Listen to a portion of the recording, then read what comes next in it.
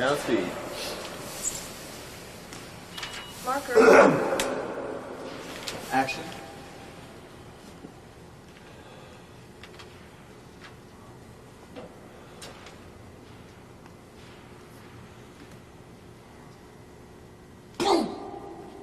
Oh, shit!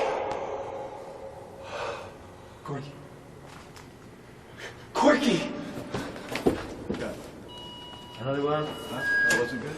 No, it was good because we Get ready. arrived after. No. Do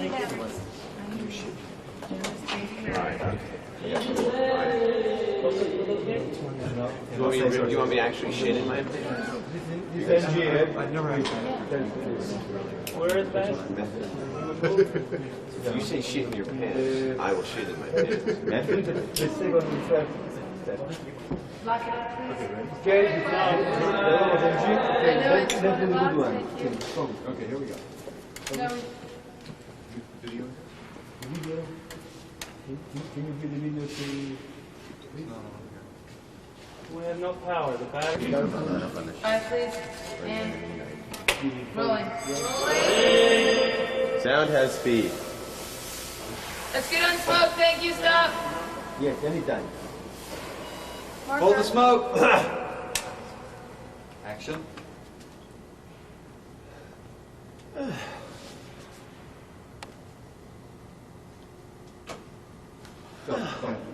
Okay. Go ahead again right away. Stay back. Then on the, before you reach the position, it was stop. Oh, I did? I don't know, it was late or... It's probably in this camera. Yeah. That time is about 2 inches ahead of the mark. What, towards us? Yeah. Never mind. You guys said Okay. We have no camera. Okay, don't distort your face. Rolling. Hold.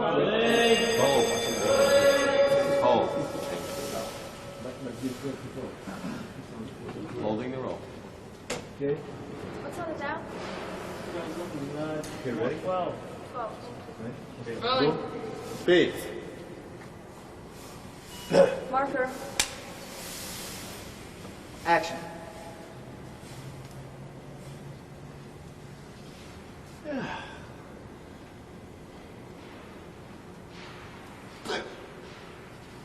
Holy shit!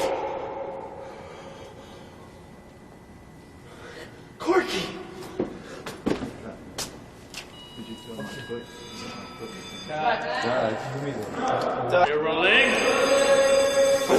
Speed. Marker. Action.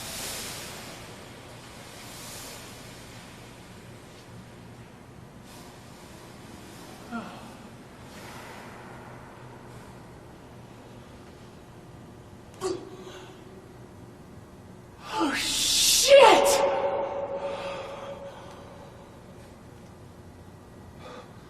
Corky! Okay, good, let's print Good. that. I'd like to thank the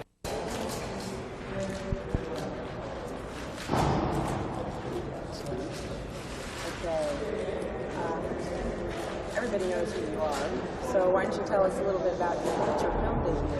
Is this the first? Well, this is actually not my feature film debut. Let's see. I was in a movie called Tape Heads. It was a Michael Nesmith production. Very small part. I was in Dead Heat. But you can always tell when I needed money because I was accepting jobs as a VJ, like in Eddie and the Cruisers too. I was in that. And in Dead Heat, it was even worse. Treat Williams and Joe Piscopo were talking, and there was a TV on in the background, and I was on the TV in the background. So this is really not my feature film debut, but it is my first time having a large part in a film, unlike my role in Problem Child 2, which was very funny but very short. So this is my first time in a starring role. And what do you think about the music and the people who are doing the soundtrack in this film? What about the whole sound, the music element in the film? When you say the music element, you're talking about Blue Oyster Cult? Them, and have you heard the people, the other groups? I haven't heard any of the groups, and all I know is from Blue Oyster Cult. You know, those guys have been around. No, I don't know any of the. You didn't see any of the videos or anything, Michelle? No. I But I know the choreographer is my aerobics instructor. Swear to God, I was looking at her, I was going, wait, I know you. How do I know you? She's going, you know, oh, do you get your legs waxed at Vera's? And I was going, no, it's something. I know you from somewhere. And I realized, wait a second, Anne Marie. I go to Exercise Plus. I take your class every Wednesday. Have you heard of Full Moon before this film? Have you heard of any other films? Or? No. It's one of those things that people, they either know the films or... But it's funny, a lot of people do. It's like this whole, you know, now that I'm sort of got my ear to the ground regarding Full Moon, I hear more and more people say, oh yeah, Charlie Mann's company. That's his name, right? Mm-hmm, Charlie Band. Charlie Band? I haven't even met him, the famous Mr. Band. Have you seen the aliens in action yet? I haven't seen them in action. I'm sorry. No, I haven't seen them in action. I've seen them just off by the truck, but I haven't seen them in action. Mostly what I've been reacting to in horror is either the director going like this, okay, this is the monster over here, you know, or a piece of tape, you know, that's labeled fungus. What do you think is your favorite scene out of the whole film? What's your favorite part? My favorite scene, wait, I had a favorite scene, I know what it is. Well, Paul and I get into a really big fight, which is great. That's fun. And we have a scene where, for most of the movie, I'm very offended at all the wrongdoings going on. And there's one scene just slightly before all the wrongdoings ensue where I see the first, or I'm looking for the UFO that I've seen, and I'm all happy and all excited. So I like that scene because it's the one time I get to be happy and excited instead of just really mad. Tell us a little bit about your character in the film. I describe this film as Close Encounters meets Diary of a Mad Housewife, in that I've seen a UFO, and I keep trying to say I've seen a UFO, and nobody believes me, and the only people who corroborate my story are wacky, weird country hicks, like, are the only people that ever corroborate anybody's stories, like the guy who gets the fungus Willis all over him, Bob Factor. You know, he's like, you know, who could take him seriously? And this crazy shock jock, and everybody thinks that he's kidding. So it's like, no, I swear, I swear. But finally, at the end, I do get vindicated. I was right. And have you heard of Ted Nicolaou's other film, Terrorvision? Terrorvision? Yeah. Oh, it was another film. I happen to love Ted Nicolaou, though. I will tell you that. I'm serious. He is a great, great guy. He's really easy to work with. He's really great about saying, yeah, that's a good idea. That's a good idea. Yeah, let's do that. Let's do that. He has been a pleasure to work with. And what about the rest of the cast? Well, Paul Hipp sucks. That's the first thing. No, he's great. He's really great. It's fun to, you know, if when we're not working together, you know, we can be off talking about Buddy Holly and Eddie Cochran and Gene Vincent, because he's so into that. Paul's great. He's been really also very right there to work with. Aaron Lustig, a lot of fun. Aaron Lustig, Charlie Spradling, and I worked together on the Brady's, so it's sort of funny. We all happen to be on this production. And the guy who plays the goofy guy, Michael Caldwell, I know because I got in a traffic ticket and I wanted to take it off my record, and I went to Let Us Amuse You Traffic School, and he was my traffic school teacher. And we're in the movie together. So the cast has been really good. They might be getting ready for home.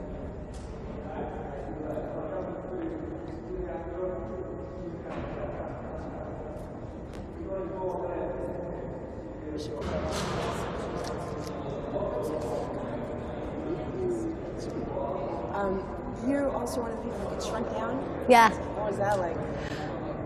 Oh, well, I haven't been shrunk yet. But I've seen the doll that's me. It's fun. That's funny. But I haven't been shrunk yet. I just came back to real life today. I haven't been shrunk. I'll let you know. Get back to me on that. Oh, shoot.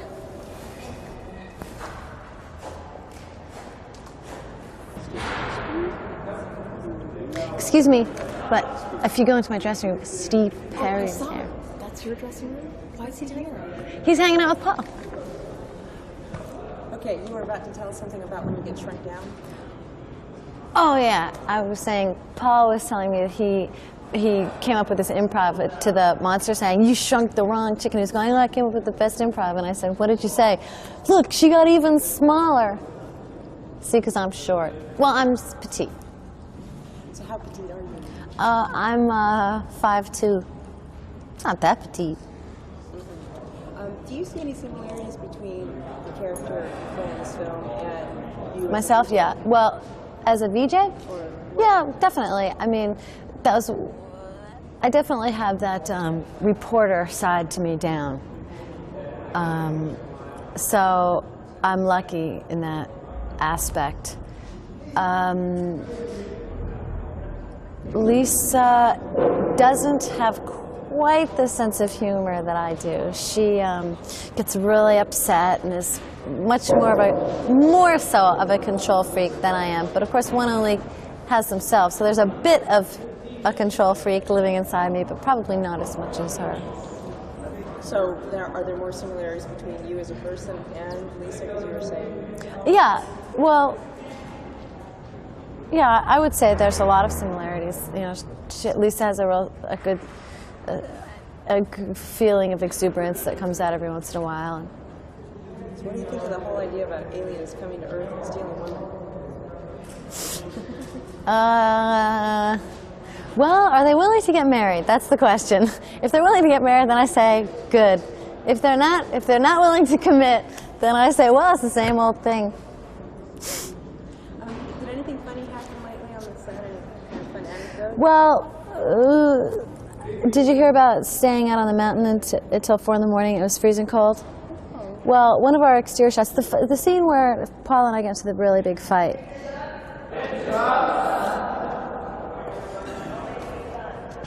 That was so nice. That was so sweet. And then I talked to the Pachinko guy. Yeah. Do you know what he wants to do? No. He's asking for a celebrity. Do you know that General Motors does animal testing? Right.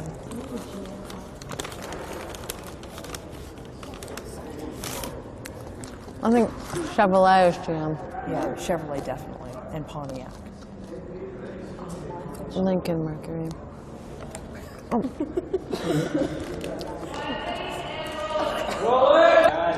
Okay. So the shoot. They're gonna go any second. So, yeah. So, for the wide shot, it was.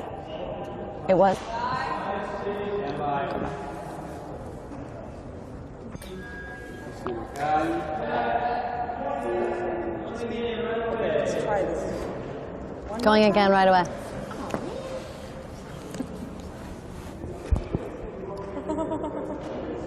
Do you want Out of your way. Okay. Okay. Okay, so what I was saying, okay, so we do the wide shot and it wasn't so cold, but then it got later and later and we were doing our close-ups. It's going to look so funny, first of all, because we have like total smoke coming out of our mouths. It's freezing cold. It was so ice cold. And somebody had the idea that the way to get rid of steam is to suck on ice. So poor Paul, we're going, okay, we got to get Paul some ice. And Paul's going, would you like me to just stand in a bucket of ice, perhaps? It was so cold, you can't imagine. So there, he's standing there, it's freezing cold. He's chewing on ice. The minute he spits it out, it's like, oh, that was good. Let's roll that. It did no good. And the poor guy's mouth was frozen. It was pretty funny. That was the night that you guys shot all night long? Yeah, I think that was, well, one of the nights. We shot all night long a couple of nights. But it was so cold, so freezing.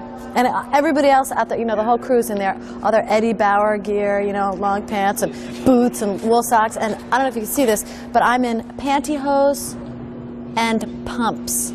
This is not winter gear. This is the end of this show. I think she had finished that. This is room tone for the buzzing lights. What are you doing? Oh, are you rolling? So.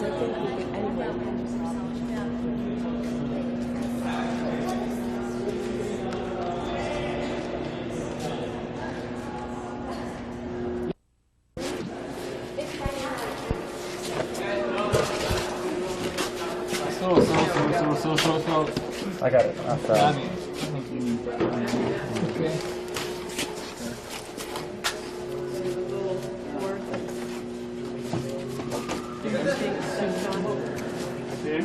Yeah, I'm right here.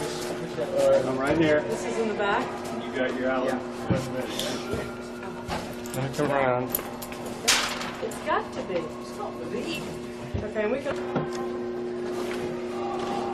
Okay, we need to swing it. Yeah, it's gonna come this way. You have to lift him up. You have to lift him up because he's hitting the console. Can you lift him up and swing it? Oh, easy, man. Oh, there's sandbags in the way. Do you want these out anymore? Take that one off. There we go. There we go. Go again? Can we back? Swing more Back.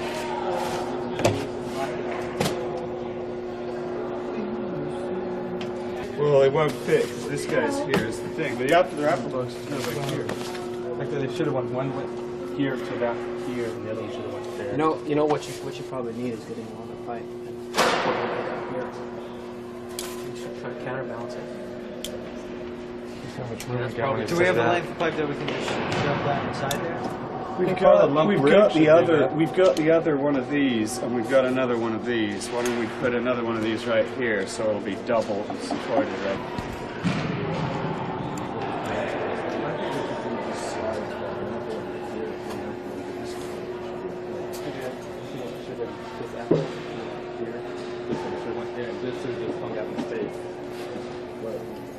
We can't have one hang out there. Well, I mean, you have it go up to there. No, we need That to won't work send. either. So as soon as they're back, I think also it might need to go up a second. and then hopefully we're going to be able to unattach with the beam still in Yeah, I guess it's when we weld this wall. we need to make it. Also to hold his head up. Oh, that's the mount. I'm starting to learn. You're starting to learn about monsters, huh? Except he's not a monster. He's an alien. Just takes time. Just so you guys know, stuff on this.